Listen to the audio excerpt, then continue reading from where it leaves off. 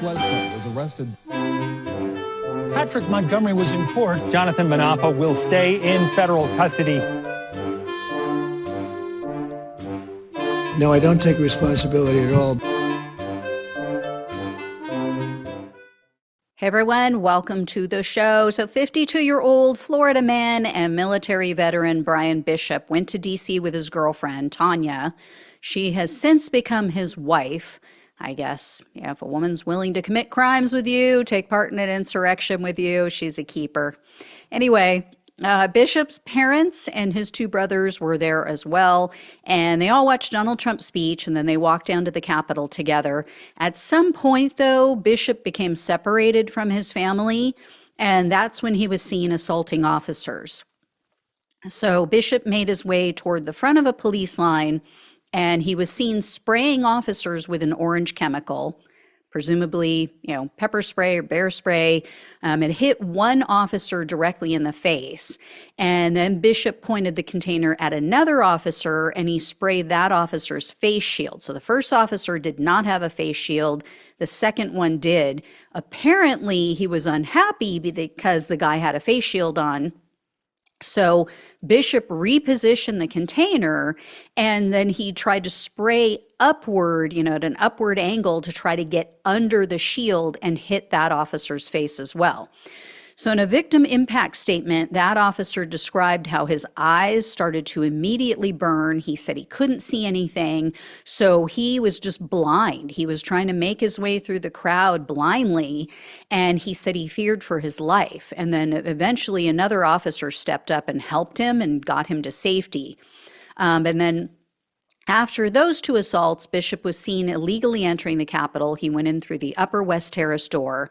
He was seen walking through various parts of the building, and he exited approximately 17 minutes after he entered.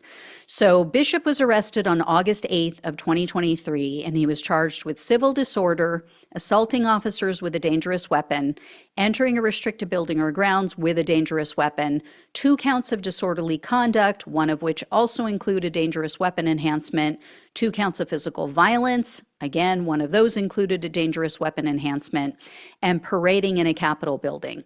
Following Bishop's arrest, he told a news outlet that his arrest was, quote, a bit overdramatic.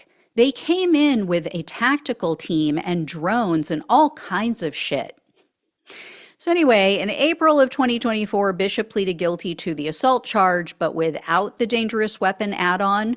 So Bishop faced up to 8 years in prison, 3 years of probation, and $250,000 in fines.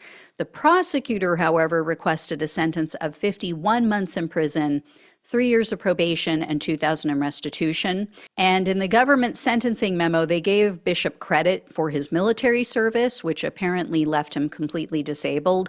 But they mentioned that he betrayed the military's values by taking part in the Capitol attack.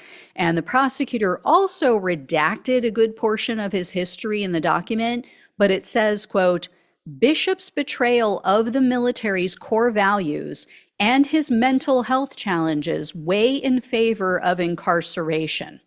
They also wrote the Bishop could benefit from the prison's Resolve program, which it says is, quote, designed to address the trauma-related mental health needs of inmates.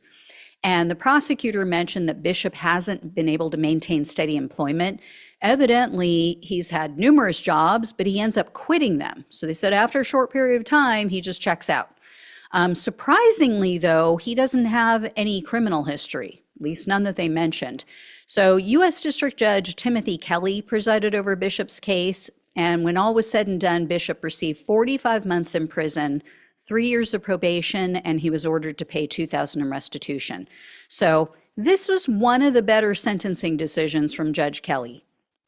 I usually slam him. He's usually weak.